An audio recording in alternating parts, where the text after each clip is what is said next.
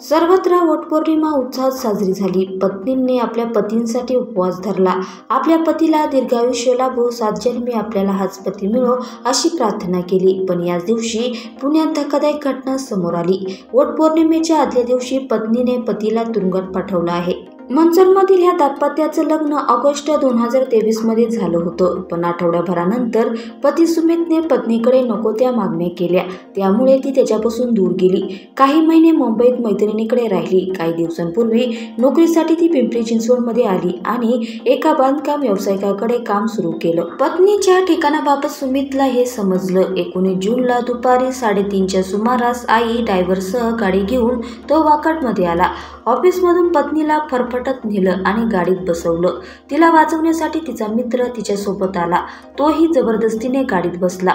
थोडं पुढे गेल्यावर सुमितने पत्नीच्या मित्राच्या कानशिलात लगावून त्याला गाडीतून बाहेर ढकलून दिलं। प्रवासात सुमितने पत्नीला गोळीचं इंजेक्शन दिलं।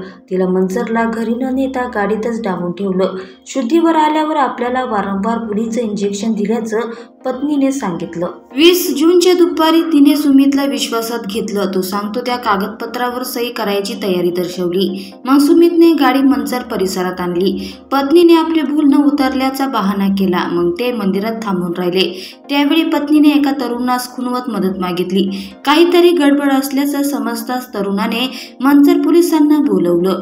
पोलीस मंदिरात पोहोचले आणि पत्नीची सुमितच्या तावडीतून सुटका केली। विवाहित महिलेने आपल्यासोबत घडलेला प्रकार सांगितला असून तिचा पती, आई आणि चालकावर गुन्हा दाखल केला आहे। या प्रकरणी पोलिसांनी तपास सुरू केला आहे।